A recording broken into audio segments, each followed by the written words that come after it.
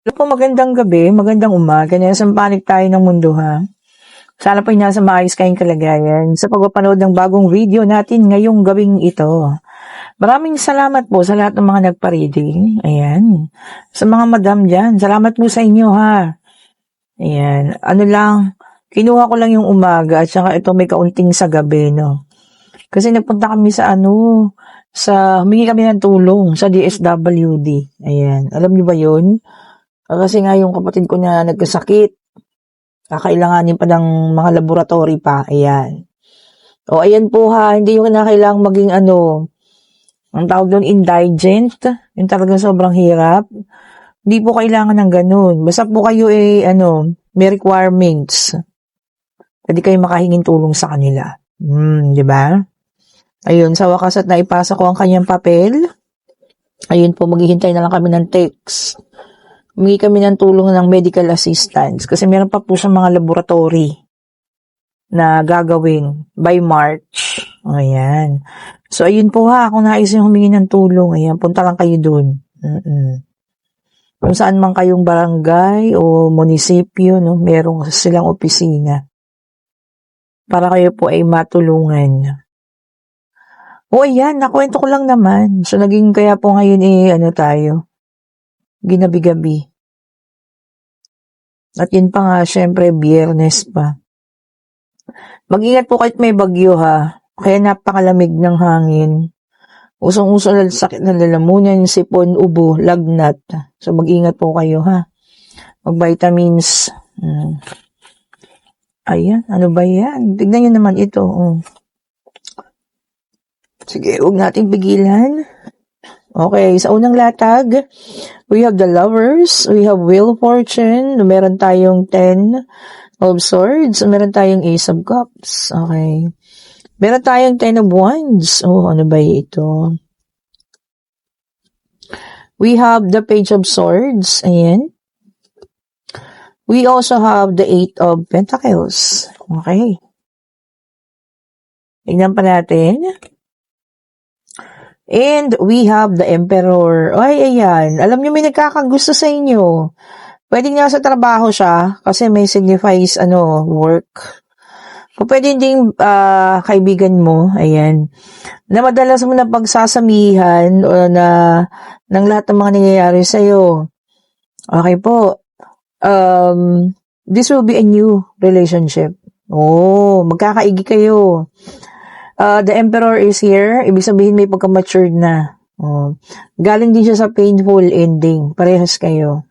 O yan, meron pong isang tao nagkakagusto sa inyo ha. Sabi ko nga pwedeng ito ay katrabaho, kaibigan. O ayan ha. O kung sino man ito, magiging mas jive kayo. Parang mas okay ang magiging samahan ninyo kaysa dun sa mga past. So kung sino man itong tao na nagkakagusto sa inyo, siya po yung matagal na kayong nito, sinusubaybayan. Sobra yung pagka-interest, no? Sobra yung pagka-interest po ng taong ito sa inyo. Okay, di ba, wala namang masama, especially kung single ka naman ngayon. O, edi bigyan niyo po ng pansin. Bigyan niyo ng pag-asa. Kung gusto niyo lang naman, o, di ba? Kung hindi naman, wala tayong magagawa kung ayaw yung bigyan ng pag-asa, ha? Nasa sa inyo pa rin po yan. Sige, more on this. Tingnan natin. Ang taong nagkakagusto sa inyo, kilalanin pa natin siyang mabuti. Uy, gusto niyo ba yun? Gusto kayo ni, di ba po, no? Salamat po pala sa mga palagiang nag-aabang, ha? Sa lahat ng mga umu-order ng ating mga bracelet. Maraming salamat po sa inyo. Hindi niyo alam kung gaano nakakatulong yan sa mga aso, sa mga pusa po, na talaga namang hindi natin hinahayaan na hindi kumain. Di ba? And we have the Tower, may number 16. Ay, galing din siya sa abuse na relationship. May dalang number 16 ha. No gender specification tayo ha. Pwedeng lalaki, pwedeng babae, LGBTQ, kung ano man ito ang inyong kasarian ha. Basta po ang taong ito ay nagkakagusto sa inyo.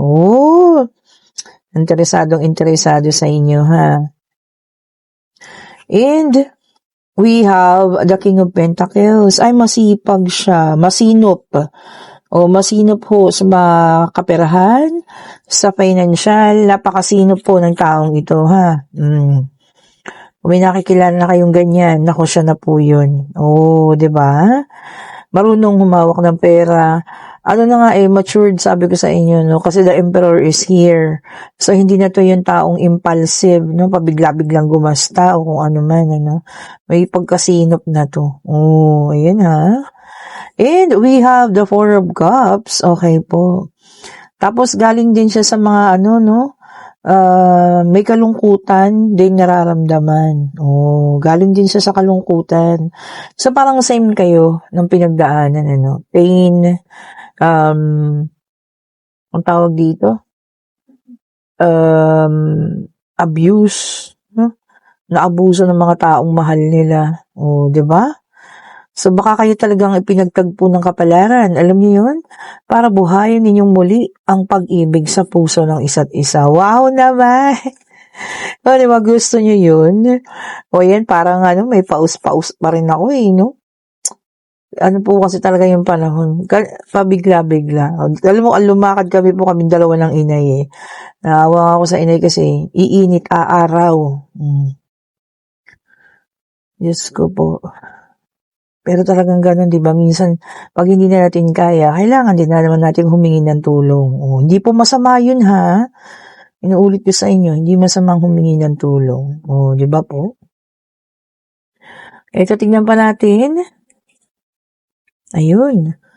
And, meron tayo ditong 10 of Wands. Parang nandoon din siya kanina, no? Ayun, sabi niya, no, kung gaano yung sakit na naranasan mo, halos ganun din yung sakit na mga naranasan niya, no? Halos yup-yup ang balikat, sa mga naranasan, sa mga na-experience. Uy, there is something here. Meron tayong 4 of Wands.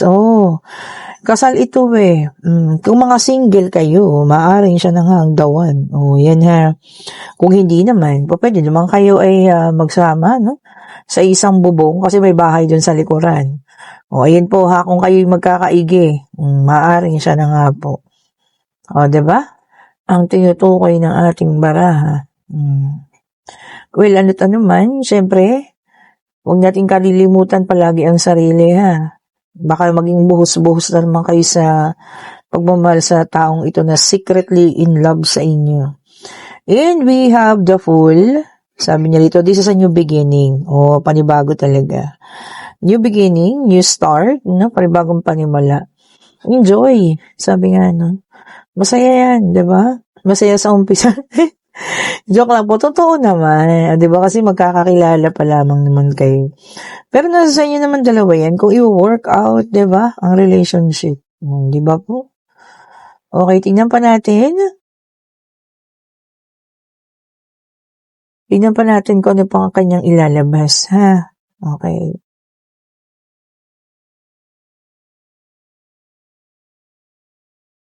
Oops.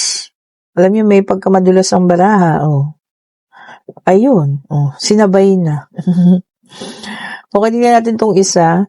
And we have the Sun, may dalang number 19. Ayan. Sabi niya rito, happiness will be open. Sabi niya ganun, Success, sabi niya. And optimism, masaya lang. So, sabi ko sa inyo, magiging masaya diba? Ang relationship na ito. By 16, meron din tayong 19, ha? Sa mga numero.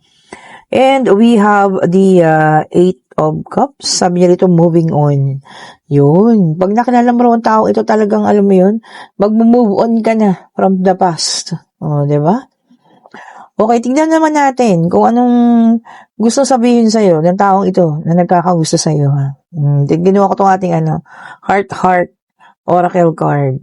Ano ba ang gusto sabihin nitong taong ito sa'yo? Tingnan nga natin. Ano po ang gusto sabihin sa kanya ng taong ito?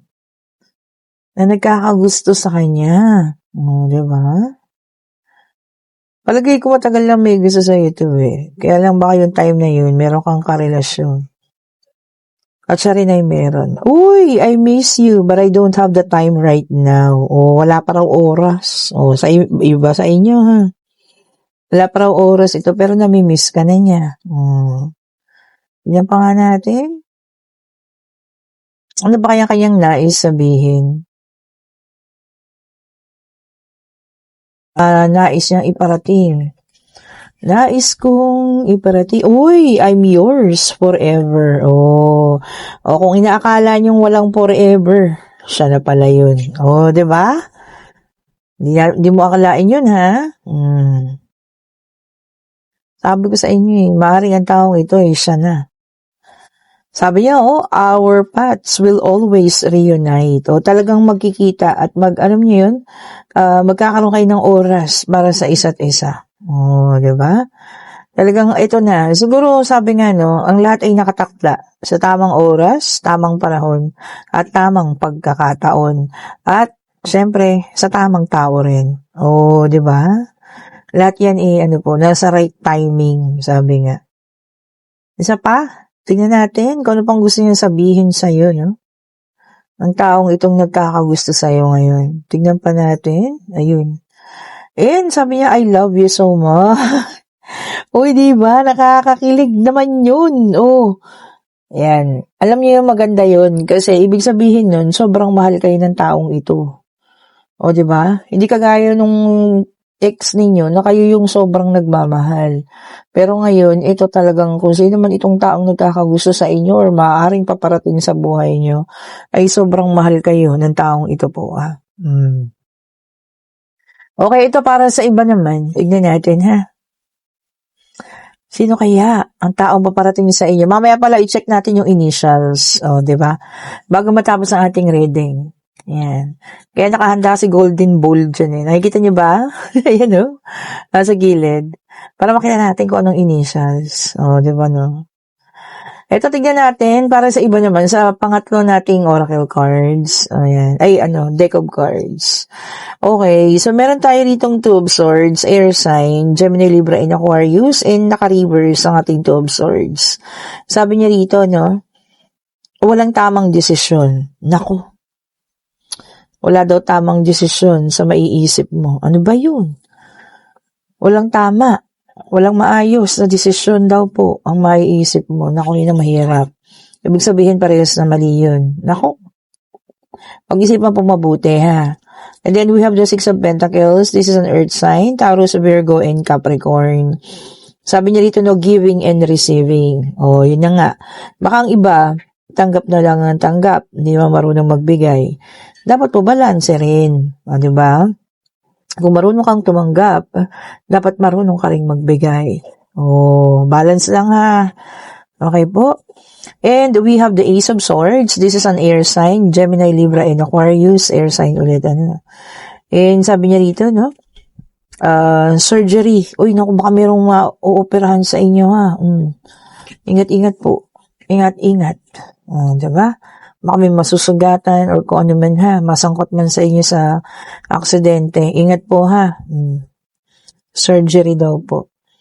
Operasyon. O kung ano man yan na dapat ninyong ipa-opera. Ipa-opera. Kung ano man po yun, ha.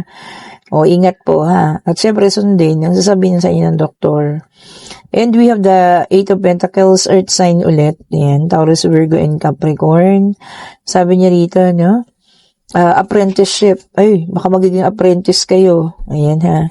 Or merong magtuturo sa inyo regarding sa, alam niyo yun, pagiging master ninyo sa isang trabaho. Yun talagang magiging ikaw yung pinaka-head. Ayan, ha. Magiging apprentice daw po. Baka apprentice for, supervisory, yung mga ganun. At ikaw ay kukunin ng supervisor, kaya kapag training magiging apprentice. Kung sino man yan, ha. Siyempre, pag-aaralan yun, hindi naman agad-agad. Diba, no? Ito, meron pa. And we have the Page of Pentacles, Earth sign na naka-reverse. Lack of commitment. Yun.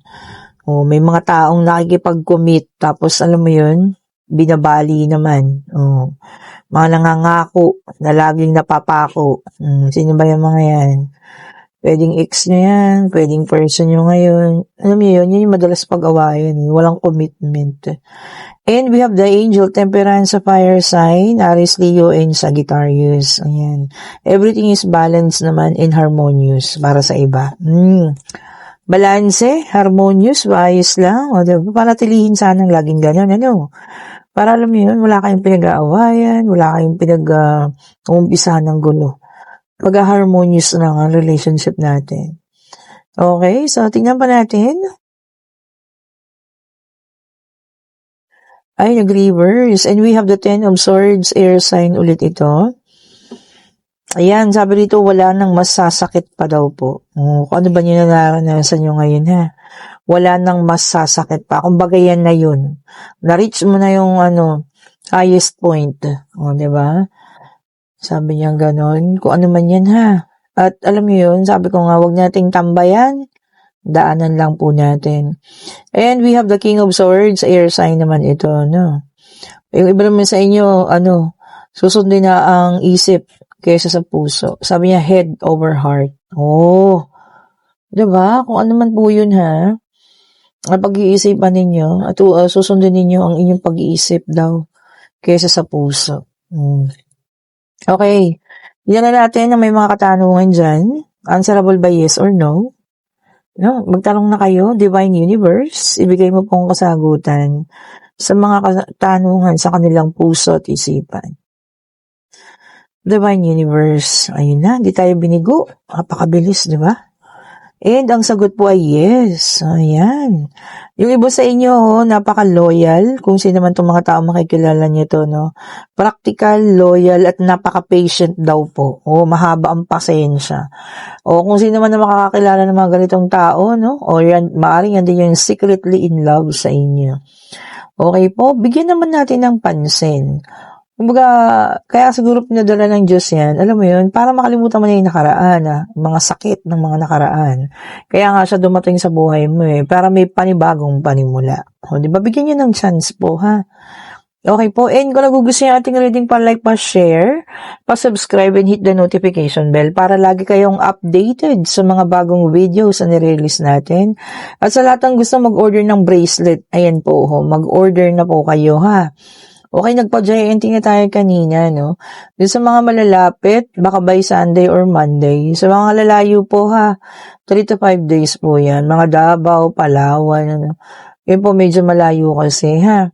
Okay po, hintay-hintay lang po kayo.